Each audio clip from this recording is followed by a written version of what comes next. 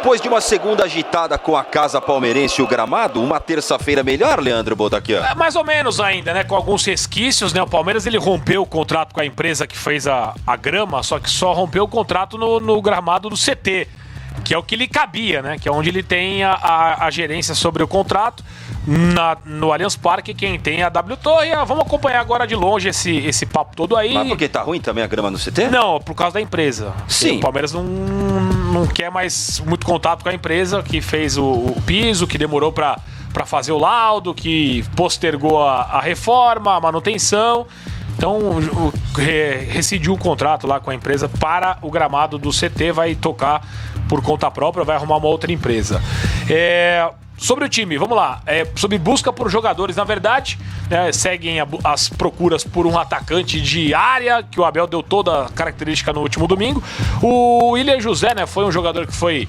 Já ano passado o Palmeiras falou desse nome, não foi pra frente, agora volta a conversar, mas ele tá muito bem no Betis. Contrato longo, então mais um nome que não imagino que possa chegar pro Palmeiras, o que vai, né, deixando cada vez menos aí os nomes. A gente, né, fica aí pensando qual nome poderá ser pro ataque, mas de fato agora a busca está, né, bastante intensa para dar esse jogador ao Abel. O Atuê está retornando para o futebol da Major League Soccer, voltará para o Los Angeles FC, que foi da onde ele saiu para vir para o Palmeiras.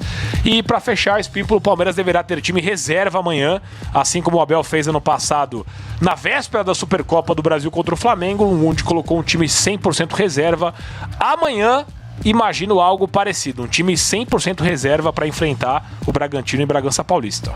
É a melhor decisão, André Galvão, meter um time em reserva? Acho que sim, o Abel praticamente declarou isso, né, na entrevista coletiva, depois da vitória sobre o Santos. O calendário no Brasil é insano, o Palmeiras tem um jogo de muita importância no domingo contra o São Paulo e um jogo de muita dificuldade amanhã contra o Red Bull Bragantino. Então, como o jogo é lá em Bragança Paulista ainda, não há motivos para o Palmeiras colocar a sua equipe titular. Você coloca a sua equipe titular, você pode perder o jogo do mesmo jeito e ainda sair chamuscado para a Supercopa do Brasil no domingo. Então, o Palmeiras tem que jogar com as reservas amanhã, tem que jogar com as reservas. Essa é a única decisão possível, porque aí se o resultado vier, beleza, é lucro. Se o resultado não vier, acho que inclusive o Red Bull Bragantino será o favorito, né? Vai enfrentar os reservas do Palmeiras.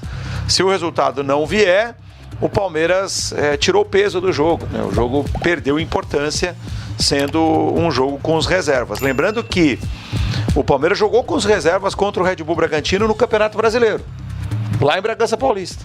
Perdeu no último lance. Perdeu no último lance. O Palmeiras fez um bom jogo com os reservas lá. Só que o Endrick era o reserva naquela ocasião. E ele entrou, fez o gol, né? Foi bem o Endrick naquele jogo. Ali ele já dava sinais. Com assistência do John. John.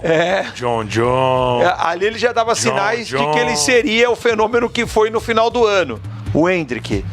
Mas na ocasião jogou como reserva e o Palmeiras fez uma grande partida contra o Red Bull Bragantino. Na sequência, o Palmeiras pegou Boca e foi eliminado na Libertadores, nos pênaltis. Foi o jogo que antecedeu o duelo contra o Boca pela Libertadores. De novo, o Red Bull Bragantino dá, entre aspas, essa sorte, né? Vai pegar um Palmeiras reserva antes de uma decisão importante. O Lelê já deu a versão aí sobre o William José, não tem negócio nesse momento, mas na bola, se rolasse, ótimo. Esse viria para preencher a lacuna e tomar conta da posição? Para mim sim. Quem acompanha aí o William José há muito tempo, ele tem sido artilheiro praticamente de todos os anos nos clubes que ele passou. No Sociedad foi assim, antes lá no Las Palmas e agora no Betis. Ele tá muito bem. Tanto é que ele tem contrato até 2027 e já deve até renovar o contrato.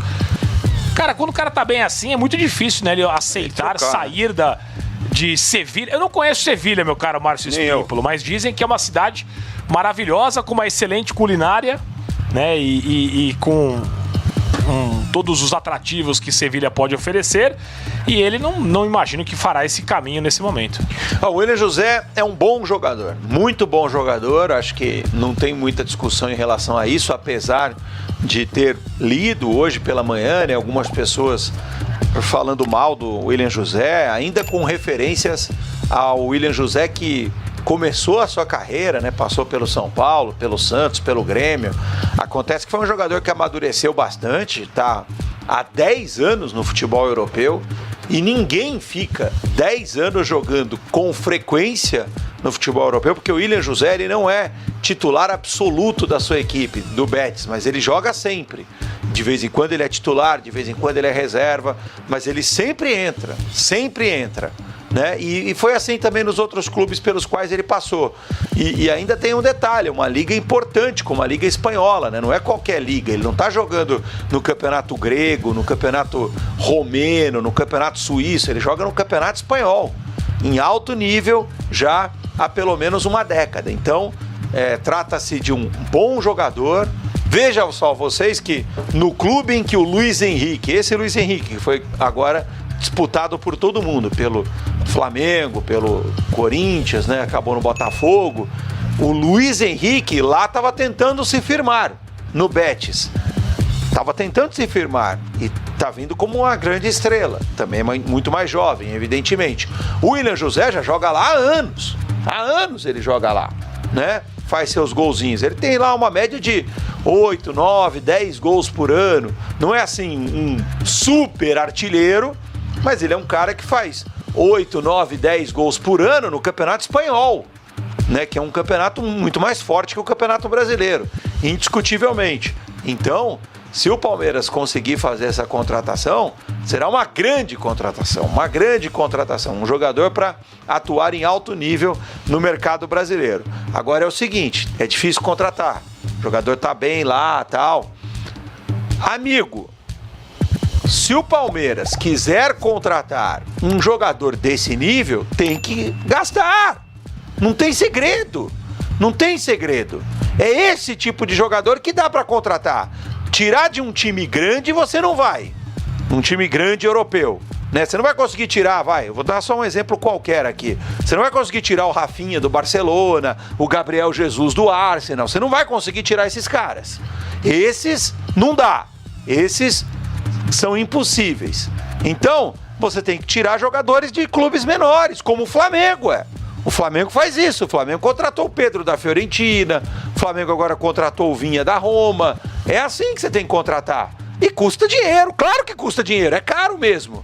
Mas o Palmeiras tem condições de contratar um jogador como o William José. Claro que tem condições, né? Agora, se você quiser contratar um jogador que seja bom, que esteja em alto nível e que... Jovem.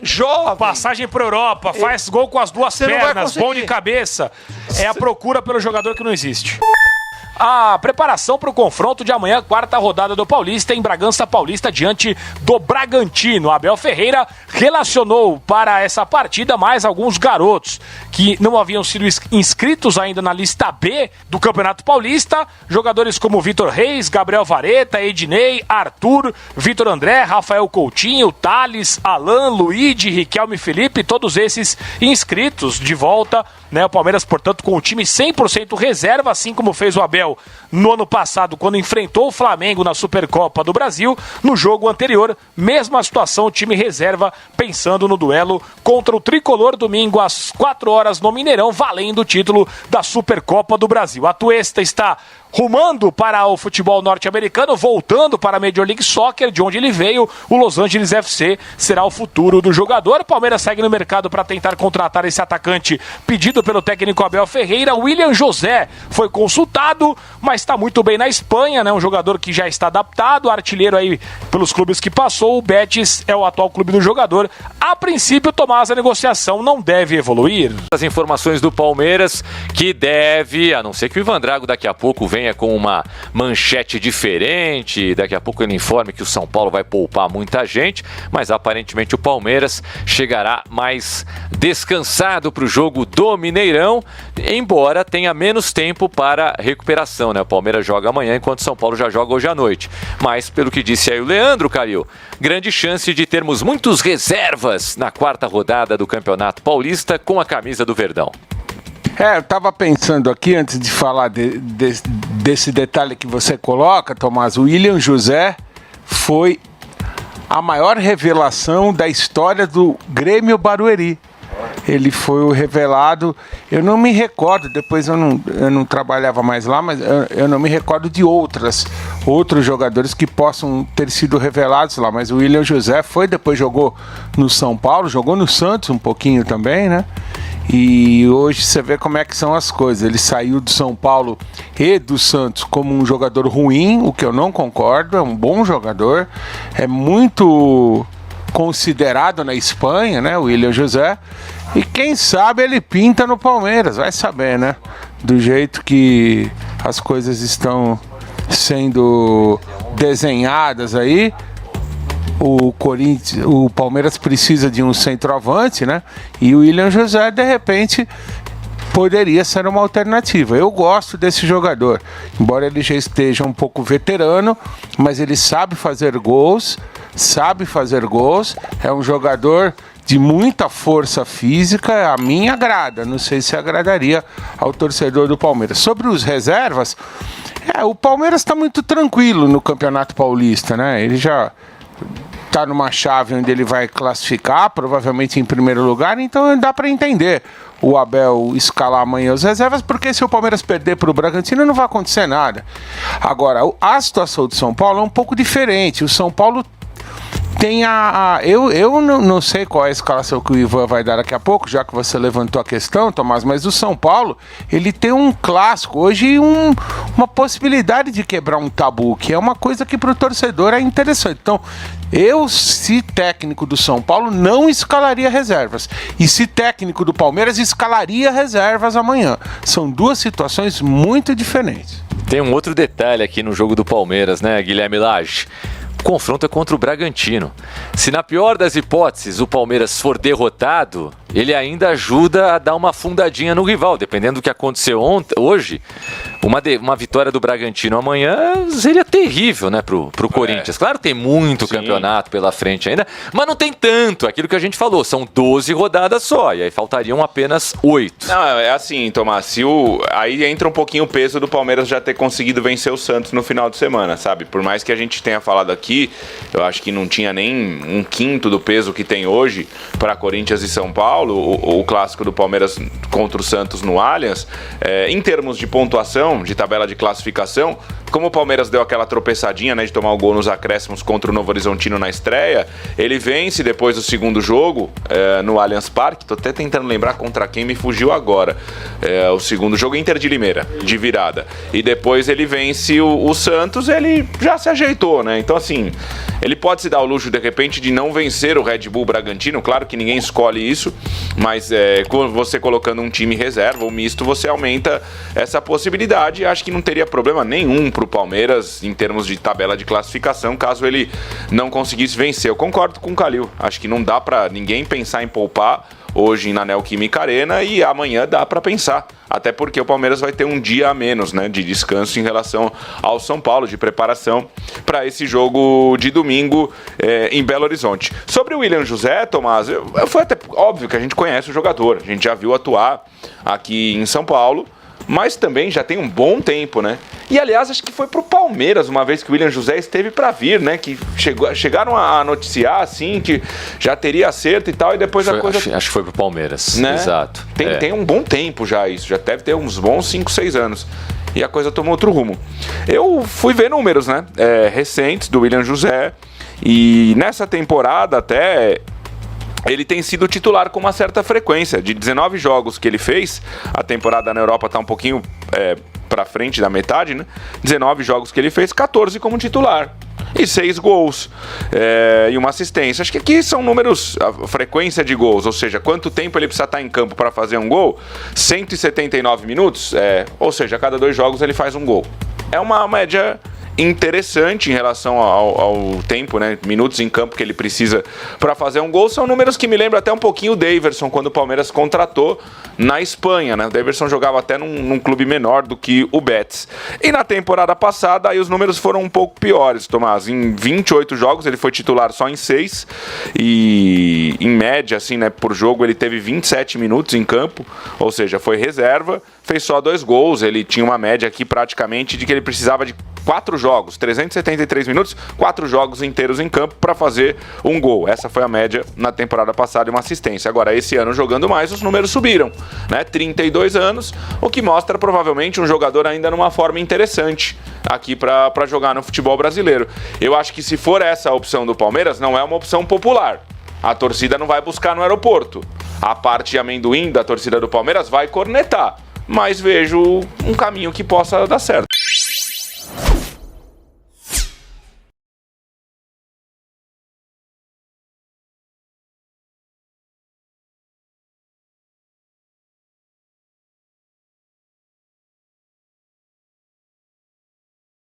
Tá na Outro moda, nível. tá na moda, Eu, sinceramente, eu gosto do pistache cru ali mesmo, né? Não sei se é cru que se fala, mas enfim, pronto pra gente comer, prefiro do que o sorvete. Eu gosto de sorvete de... Chocolate. Não, de creme. Sou muito fã de sorvete de creme pra você comer com um bolo, uma tortinha quente, assim, alguma coisa. Pergunta impactante, José Calil. O seu sorvete preferido, sabor de sorvete preferido? Limão. Limão. Principalmente no calor. É um azedo esse José Calil, hein? Que coisa. Eu também pensei a mesma coisa. Mas é bom também. Um mousse de limão, então, hein? Eu também gosto de... Nossa, e torta de limão, eu sou Também, muito fã. também. Eu gosto de napolitano, mas eu tiro o chocolate. É mesmo? O creme meu e o meu filho morango. prefere também o morango e a nata ou o creme, né? Depende do E napolitano. no frio, chocolate amargo. Muito bem também. Tá certo, tá certo.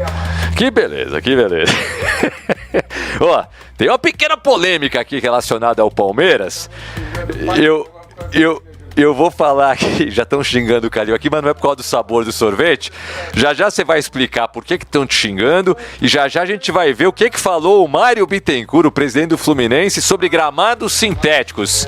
Mas antes tem o recado do 10 do futebol, Éder Luiz. Meu amigo da Transamérica, pensou em filtros, pensou Polifiltro, a maior distribuidora de filtros do Brasil, com as melhores marcas do mercado. E na Polifiltro não podia faltar a linha completa de produtos da Filtros UF, uma grande marca e um grande time. A Filtros UF está presente nas grandes escuderias do automobilismo, na estrada, no campo, na construção, na indústria, sempre com a melhor performance para você. A Filtros UF recomenda que antes de pegar a estrada, você faça uma revisão completa do seu veículo. E não se esqueça, meu amigo, filtros tem que ser UF. Na Polifiltro, você encontra a linha completa, seja ela pesada, leve, utilitário, agrícola, construção, industrial e muito mais. Com mais de 30 anos no mercado, a Polifiltro possui uma gama de produtos para equipamentos pesados no Brasil. E sempre com o melhor serviço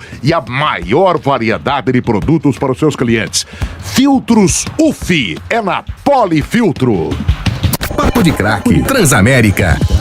Sabe aquela energia que não pode faltar na sua obra, no seu comércio, indústria, chácara ou camping? A Wonder tem a solução. Os geradores a gasolina da Wonder são equipamentos de fácil funcionamento e permitem ligar itens como lâmpadas, ferramentas elétricas, motores elétricos, geladeiras, eletrodomésticos e muito mais. Não fique no escuro! Os geradores são ideais para locais com fonte de energia de difícil acesso ou em casos de falta de energia. 5h32, Mário Bittencourt, presidente campeão da Libertadores com o Fluminense, também atacou os gramados sintéticos numa entrevista coletiva que ele concedeu nesta terça-feira, praticamente dando um recado aí a algumas equipes adversárias. O mandatário tricolor disse que os clubes brasileiros estão mais preocupados, alguns deles, em receber espetáculos musicais em seus estádios do que em brigar por títulos. Abre aspas. Dizem que sintético diminui o custo.